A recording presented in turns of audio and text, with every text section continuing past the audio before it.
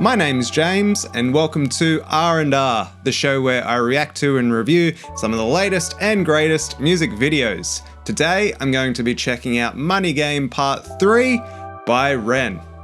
Let's go.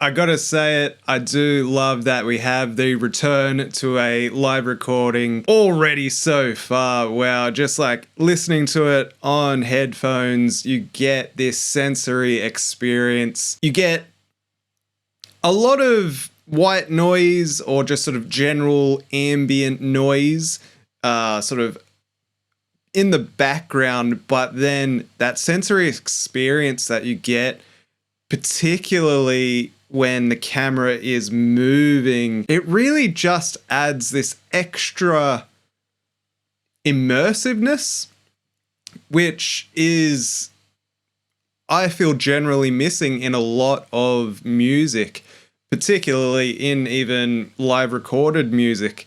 So already really cool. I love that we have that return to a live performance. And similarly, we also get not just the live performance of our character, our hooded figure here, but we also get the live performance of the camera person as well, which is then just, of course, adding to that extra sensory immersion experience, which is really, really awesome.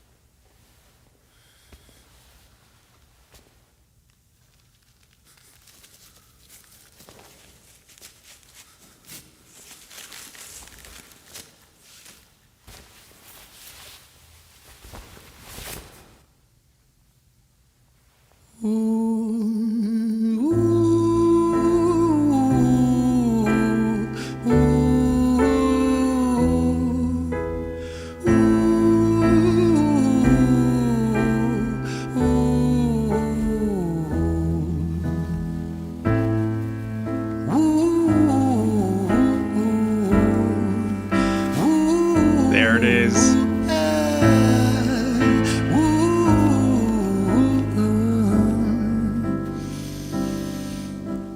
So yeah, I'm definitely waiting for those connecting points to part 1 and part 2.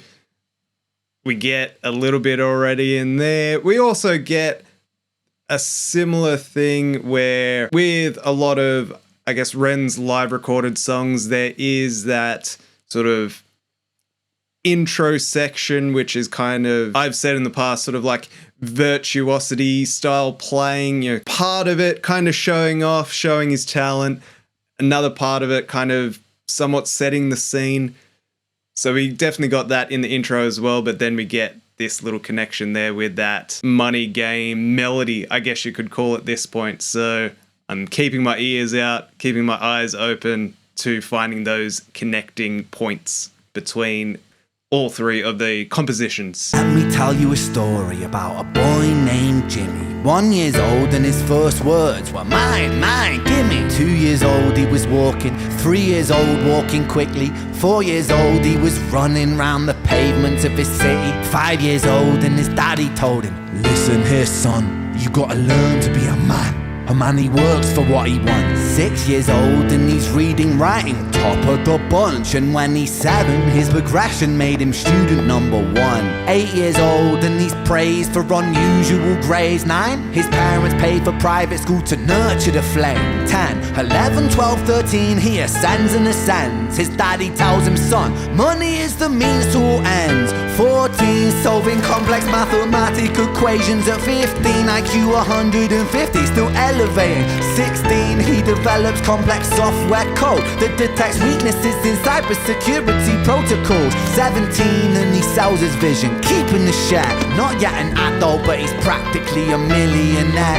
18, and his daddy tells him, now you're a man. This world don't give a damn about you, so take all that you can. 19, he turns a profit, stocks and shares, invest in product. 20, double down deposits. 21, his income rockets. 22, he learns the truth is just an obstacle to wealth. If you manipulate the data, then the lie will sell itself. 23, a life of luxury, crystal and cocaine. 24, he makes the Forbes list, they're applauding his name. 25, and his daddy tells him, listen here son, while you're sitting in that palace, that don't mean that you won. 26, a business shift, he switches business to arms. He's 27, dealing nuclear and shells in Iran. 28, inside the Senate, money bought him a seat. He's 29, a role of counsel in the president's suite. Now he's 30, his daddy says you're losing the race. You're just a servant to the king, not even in second place. 31, a big maneuver for his daddy's approval, moving imports over borders from the exports out of Cuba. 32, moving grams, growing kilos to tons. He's 33, filling warehouses with powder and guns. 34, turf war with nobody to stop it. Blind eye from the po-po inside of his pocket. I'm really enjoying the theatrical performance. I love that there is this introduction of other key players, or just the actors within. That's something which I mentioned previously when reviewing part 1 and part 2, where part 1, it's so raw, it's so in your face, it has a really straightforward, straight to the point message. Whereas something that I liked about part 2 is that you had that imagery reinforcing the messages, reinforcing those facts. And this is kind of what you get here, where you almost get the rawness from part 1, but then you get this extra on-screen content, again, reinforcing the story, the message. So I do like that we're getting this evolution from part 1 and part 2, which is just, it's really great to see. Obviously, there's so much work gone, so much pre-production planning gone into this video, this song, and it's so far, halfway through, I think really paying off. I think you can kind of tell that all of the lessons that Ren and the team around Ren have learnt over the past X amount of years from all of these projects. And I feel this so far is sort of like the culmination of all of those great lessons learnt along the way, now producing something which so far has, 4 minutes, 32 seconds in. I am not disengaging. I'm not bored at all. So far, I think, a really great testament to, if you just keep working, keep churning, keep evolving, keep making, you will eventually get to a point where you no longer make the same mistakes twice.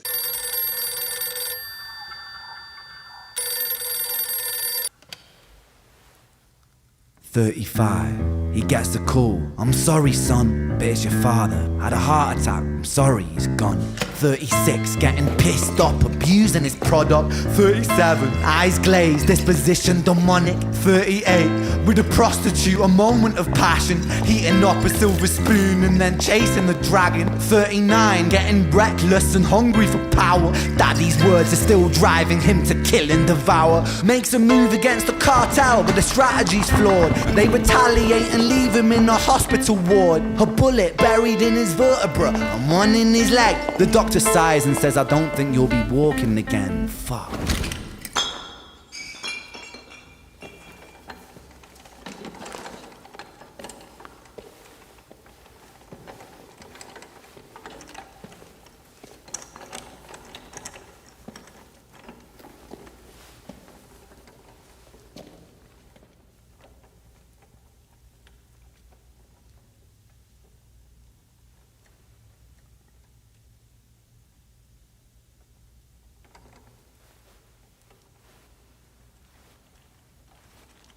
Let me tell you a story about a boy named Jimmy. He was 40 and he cursed the words, mine, mine, gimme. 41 he wasn't walking, 42 not walking quickly, 43 never running round the pavements of his city, 44 inside a palace with a mountain of gold. But those riches turn to rubble when perspective evolves. Weighing heavy on his conscience is the value of gold. Lamborghini for a life, trading money for souls. Jimmy followed the code inside the land of the free. Put your hand inside the cookie jar, take more than you need. And his example is exaggerated versions of me. And it's a version of him, and it's a version of she, and it's a version of you. There's no escaping the blame. The way we live is parasitic. Fuck the money and fame. Cut the music.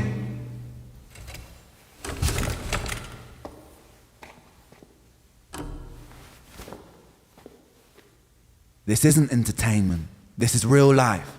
The way we live is lunacy. Community, it declines. Hyperpolarized, always fighting, then we divide. Truth is less important than the money that we designed. Money's an invention. Politics from our invention. They all come from people's ideas. Did I mention? Border's an invention. Law and order fuel the tension. It leads to people killing each other. My solution?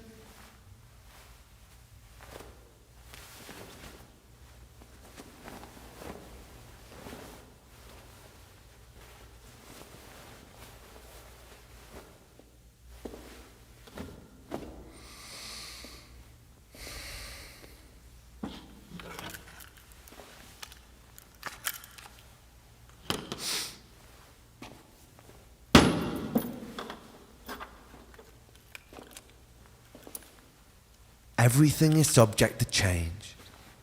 We could build utopias if individuals were taught to use their brains. But if we teach kids in schools to always be sheep and put themselves before the herd if there's more money for me, then there's no future I see where the humans survive. We're parasites inside a petri dish with cannibal minds. Mold will grow upon the surface then consumes till it dies. And our fate could be the same without this story to the wise.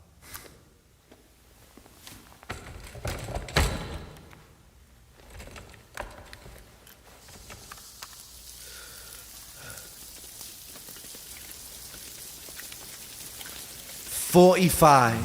Jimmy comes home out of the rain, soaking wet upon a wheelchair, drinking again. He is everything he wants, he is fortune and fame. He's a fortunate fool with an unfortunate fate. With a 45 caliber aimed at his brain. 45 a fitting number cause his age is the same. Here's the words of his father, it's such a damn shame. Then he presses on the trigger of a money game.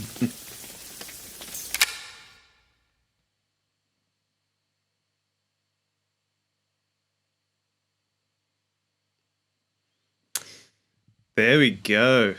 Wow. I just want to say that sort of congratulations to Ren, because wow, as I mentioned, I think really from everything that I just witnessed, just experienced, it really has been a great, at least experiment for me to be able to watch an artist's evolution over specific compositions, pieces of art, pieces of content, whatever you want to call it, for it to be able to get to a point where, I don't want to say that, Ren's peaked or anything, but I think, I think he's going to have a hard time sort of matching himself from this point on, because that was overall super, super impressive. I mean, for a song over 9 minutes long to be able to be that engaging, really, really impressive stuff.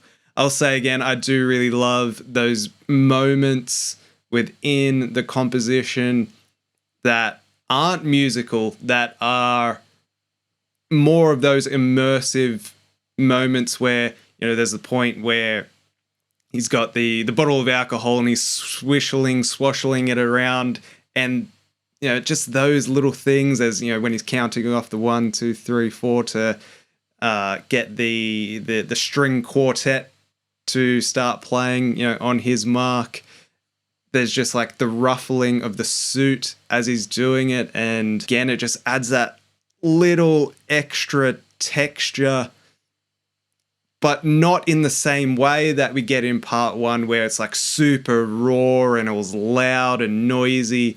In those moments, it adds a texture that, again, just I feel immerses you into the art that you're watching, that's happening on screen, that you're experiencing in your ears.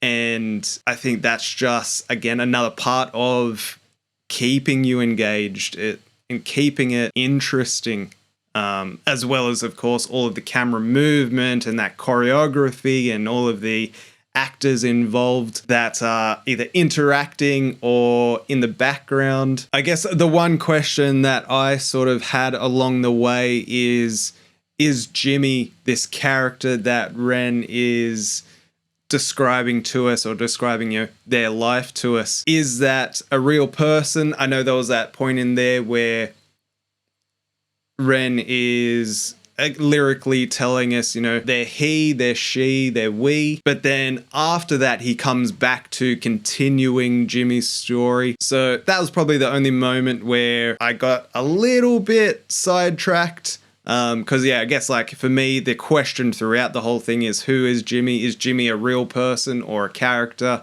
or a sort of amalgamation of different personalities or different people? But then obviously, a massive part of the message is, even though I'm talking about this particular person, we're all guilty in some way of fueling this world that we're living in, fueling the financial gain of the elite through consumerism. I guess Ren doesn't really give a way out from that, but kind of says, that we're a bit stuck. So obviously, it's one of those things where it's such a strong thing. I think that sort of just people need to be reminded of every now and then, to kind of live within the means and not be consumed by stuff, by the things that we think we need. I really love the approach that Ren has taken with this one, lyrically, with the message. I guess part 1 was a bit of a quick sort of overview or historic view of the rise of money and governments and business in general, and how, they're all those elements are working together to perpetuate their successes. And then part 2, I guess, it sort of broke up into 2 halves, at least for me. There was sort of the first half, which Ren seemed to be talking more about sort of specific current events, particularly ones, from his neck of the woods over in the UK.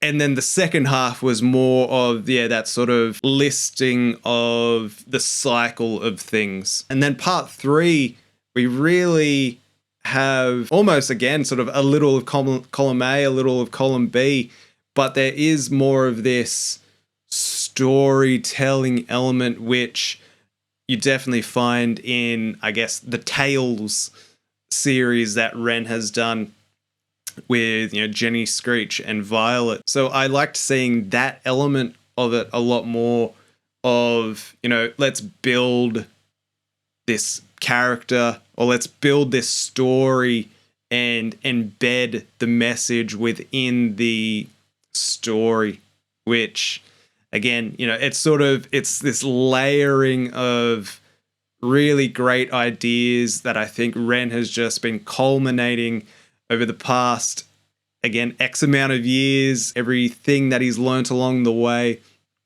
he's really brought it to this one, and then put it all together, elevated it to 10, and it's again, I think it's really paid off in this one. I would say, on a last note, musically, again, there was those sort of connecting elements of the Money Game melody, and there was also sort of like that connection of the vocalizations and an intro that's, again, sort of like a moment of virtuosity and showing off and showing talent, and sort of kind of sets the scene or sets the mood. I'm sure there's many things that I missed.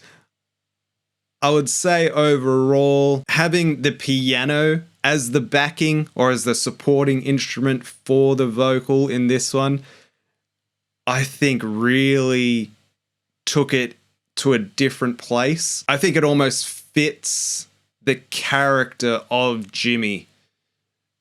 Whereas I think if Ren did go with, the acoustic guitar, which he's quite well known for, it would have brought something a bit different, a bit more rawer, which I don't think would have matched the character of Jimmy as well. So I think, going with that piano sound, and then, of course, the string quartet that comes in the later half of the song, I think really just encapsulated the character so well. Again, kind of adds to this character of Jimmy and the world that they would have encapsulated. Again, not sure if it's a real person or not, but I think that was a really great choice to have gone with that rather than the guitar. And again, I think sort of shows the evolution that, moving forward,